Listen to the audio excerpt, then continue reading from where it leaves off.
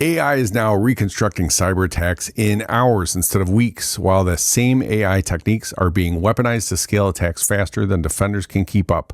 This week, we're covering spyware with vendor-controlled command and control, a critical Bluetooth flaw that lets attackers eavesdrop and track you, and malicious Chrome extensions hijacking Workday and NetSuite accounts inside real businesses. We'll also break down why the Winter Olympics are becoming a prime nation-state cyber target, how industrial PLC vulnerabilities could impact physical safety, and why account takeovers exploded nearly 400% last year.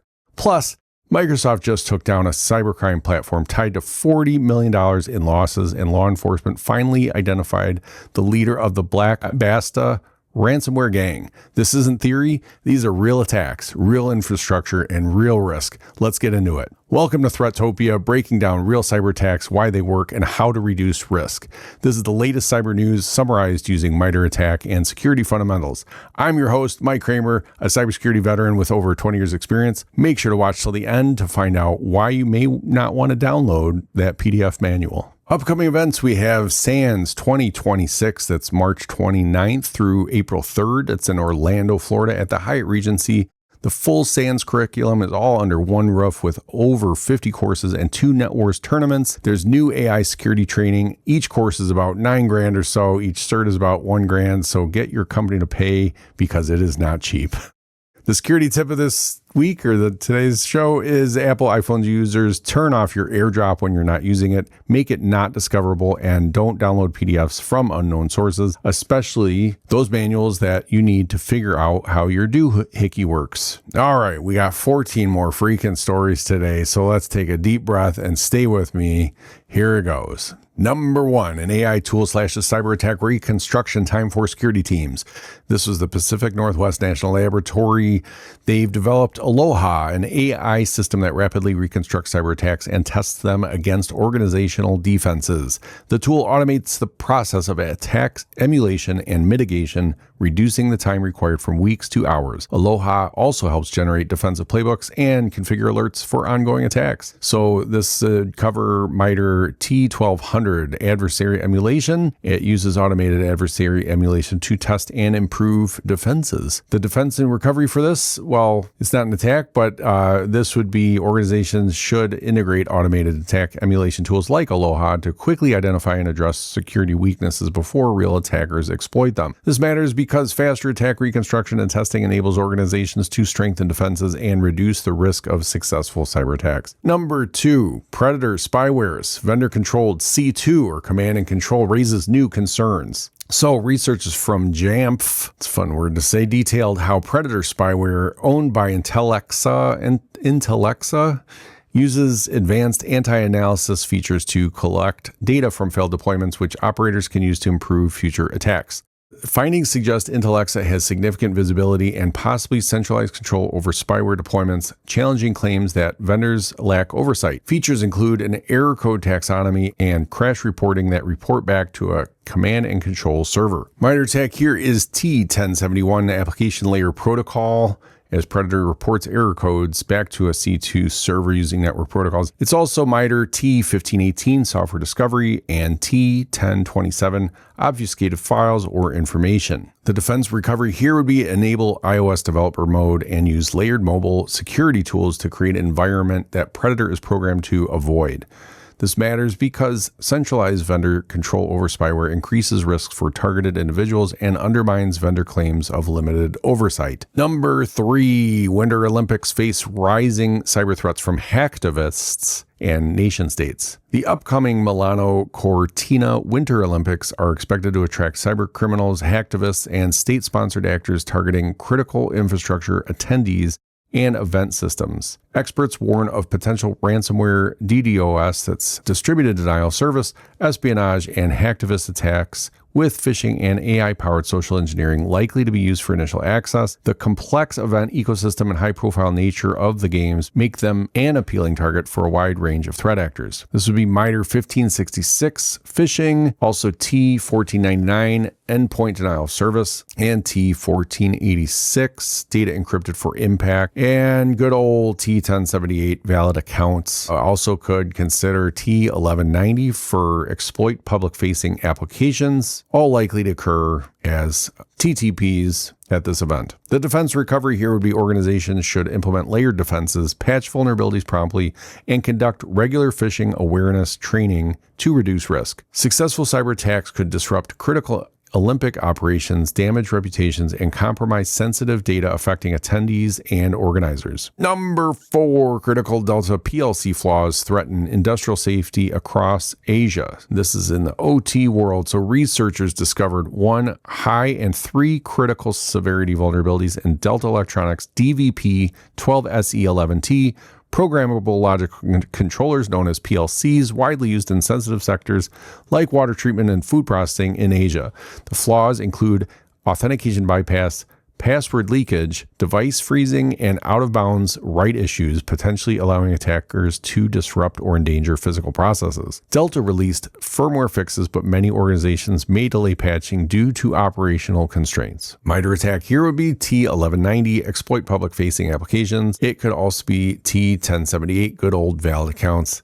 T1499, endpoint denial of service. The defense and recovery here would be to apply Delta's firmware patches as soon as operationally feasible and segment PLCs from broader networks to limit exposure. This matters because exploiting these vulnerabilities could lead to disruption or sabotage of critical infrastructure, risking safety and business operations. Number 5, Bootloader malware uses malformed zip archives to evade detection. Bootloader malware is using malformed zip archives, concatenating 500 to 1,000 files and manipulating zip structures to evade detection by security tools. The archives are distributed via compromised WordPress sites and are designed to be opened only by Windows default unarchiver, delivering JavaScript payloads that establish persistence and execute further malicious commands. This would be MITRE attack T1566, which is phishing, T1027, obfuscated files or information using those malformed zip archives, T1059, JavaScript, and T1547, shortcut modification, because it uses a Windows shortcut link file in the startup folder to maintain persistence. The defense recovery here would be block execution of wscript.exe and cscript.exe for downloaded content and configure JavaScript files to open in Notepad by default using group policy.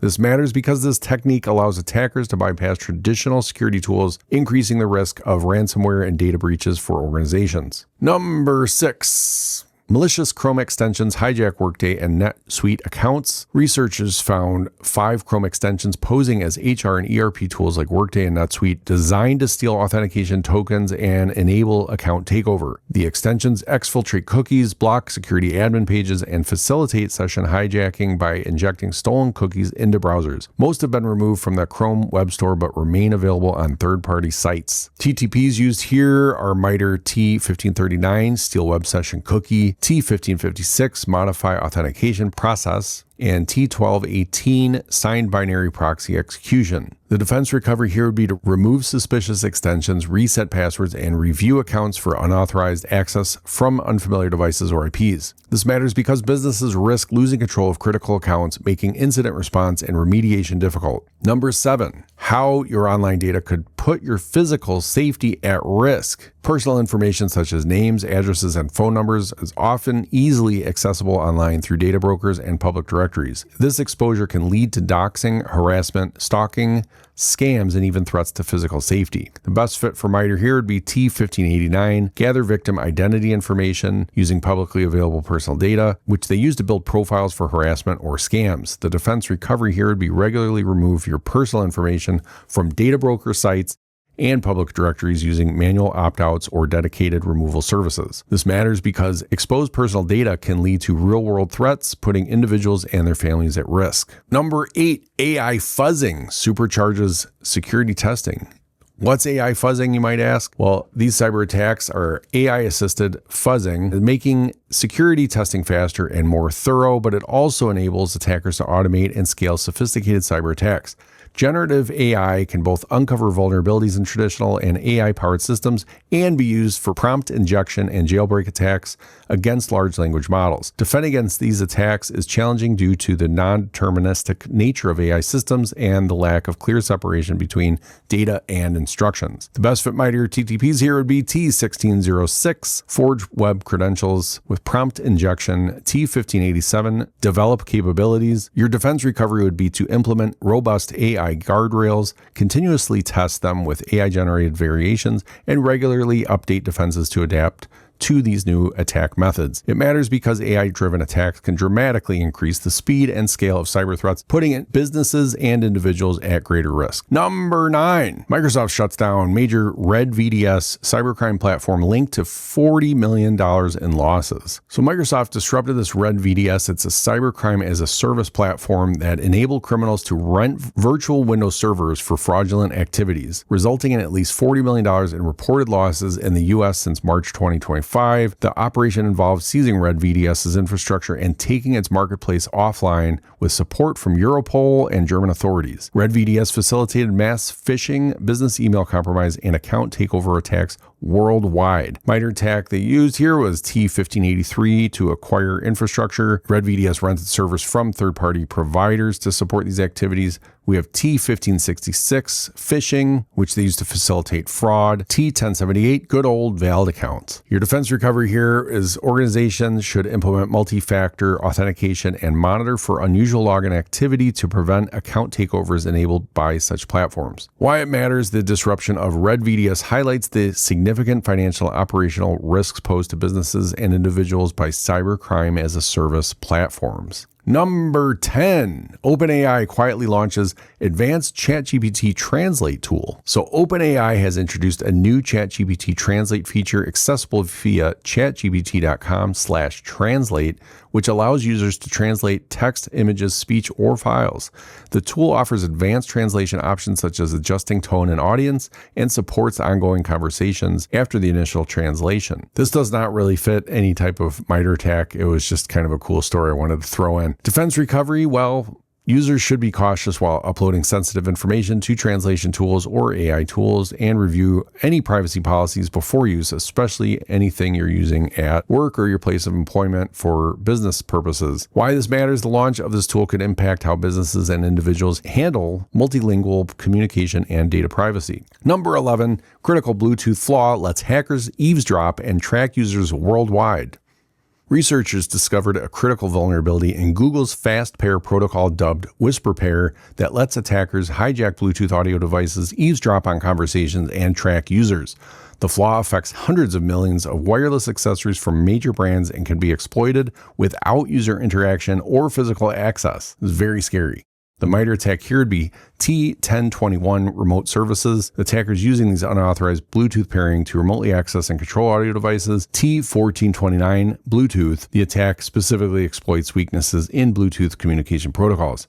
The defense recovery here would be the best way to prevent this attack is to install firmware updates from device manufacturers as soon as they become available. Why this matters? This vulnerability puts millions at risk of privacy breaches and unauthorized tracking, impacting both personal and business security. Number 12, the Black Basta ransomware leader has been identified and added to Interpol's most wanted list. So that's right, it's not just in the movies. Interpol or the International Police is a real thing and they have a most wanted list. So law enforcement in Ukraine and Germany have identified Oleg Evgenovich Nefedov as the leader of the Black Basta ransomware gang, adding him to Europol and Interpol's most wanted lists. 2 additional suspects were arrested for breaching protected systems, extracting account passwords, and facilitating ransomware attacks. Black Basta is linked to over 600 ransomware incidents targeting major organizations worldwide. MITRE attack here is good old T1078 valid accounts, T1110 that's brute force, T1068 that's exploitation for privilege escalation. Your defense recovery here would be implement strong password policies, multi-factor authentication,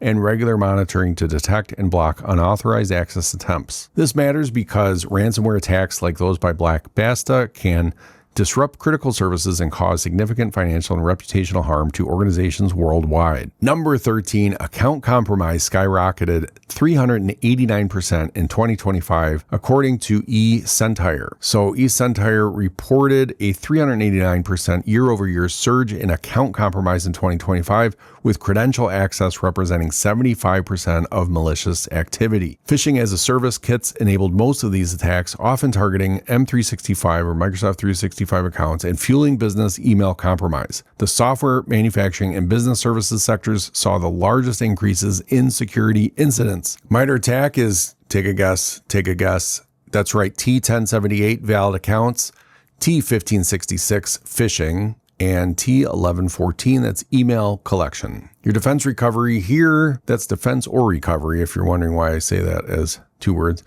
would be to implement robust phishing detection, enforce strong multi-factor authentication, that's MFA, and monitor for suspicious account activity to prevent account compromise. This matters because the surge in account compromise and email-based attacks poses significant risks to businesses across multiple industries, threatening financial loss and operational disruption. Number 14, our last story of the day, malvertising campaign tampered chef targets users with fake PDF manuals. You know you've downloaded them. You can't find your manual to your doohickey.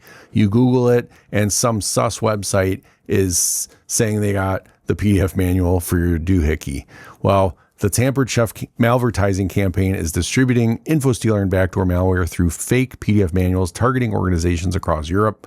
Attackers use malicious ads to lure users searching for technical manuals, leading them to download Trojanized files that steal credentials that provide backdoor access. The campaign employs advanced evasion techniques, including delayed activation and abuse of code signing certificates. MITRE ATT&CK here is T1189, drive-by compromise, T1059, that's command and scripting interpreter, T1071, that's application layer protocol. Your defense or recovery here would be organizations should restrict downloads to trusted sources only and educate users to avoid clicking on ads, while enforcing multi-factor authentication to mitigate credential theft. Why this matters, such campaigns can lead to credential theft and unauthorized network access, putting sensitive business data operations at risk. If you like this episode, please rate this podcast 5 stars. It helps support the show. Thanks for listening. I'll see you next time, and stay safe out there.